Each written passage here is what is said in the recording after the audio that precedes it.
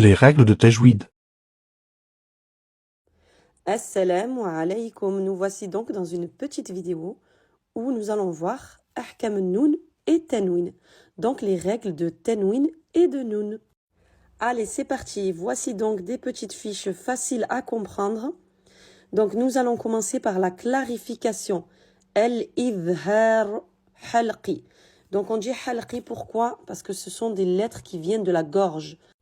Donc la règle, la voici. On applique cette règle quand le noun soukoun ou le tanwin est suivi par l'une de ces 6 lettres. Donc nous avons la hamza, le ha, le kha, le ayn, le ghayn et le ha. Donc toutes ces 6 lettres sont réunies dans la phrase Akhiha ka'ilma hazahu ghayru khasir. Il est plus facile de retenir les 6 lettres de gorge que toute cette phrase. Voici quelques exemples, donc nous allons lire là où c'est rouge. Avec la hamza, donc nous avons kufuwan ahad. Donc là nous avons tanwin et vous entendez, nous avons lu clairement le tanwin. Il n'y a pas de naziman, donc pas de runa. On dit clairement le tanwin ou le noun. Ensuite, j'ai le ha. Donc je vais regarder ma lettre mime qui a une tanwin un. C'est suivi du ha, donc là pareil.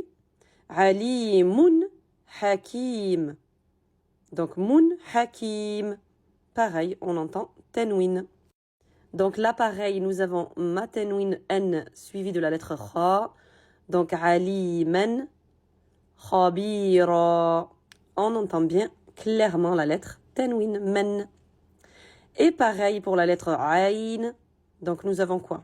Dans le mot adhabun azim. On entend bien la tanwin un clairement. Et pareil pour le ghayn. Ajrun ghayru mamnoun. Ajrun. Vous voyez, ajrun ghayru. Pareil, on entend tanwin. Donc pas de naziman par ici. Et enfin, le dernier exemple avec la lettre ha. Donc nous avons tanwin un sur le mime. Donc mun. Salamun hiya hatta matla'il fajr. Salamun. On entend clairement la tanwin un. Voilà pour la leçon de la clarification dans Ahkam Noun et Tanwin. On se retrouve pour la suite de la leçon de l'assimilation, donc El-Idram cette fois-ci, dans la prochaine vidéo. Les règles de tajwid.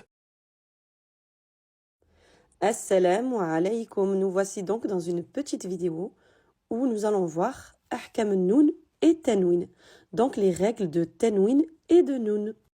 Allez, c'est parti. Voici donc des petites fiches faciles à comprendre.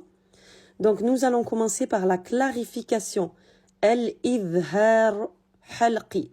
Donc on dit Halqi, pourquoi? Parce que ce sont des lettres qui viennent de la gorge. Donc la règle, la voici. On applique cette règle quand le noun soukoun ou le tanwin est suivi par l'une de ces 6 lettres. Donc nous avons la hamza, le ha, le kha, le ayn, le ghayn et le ha.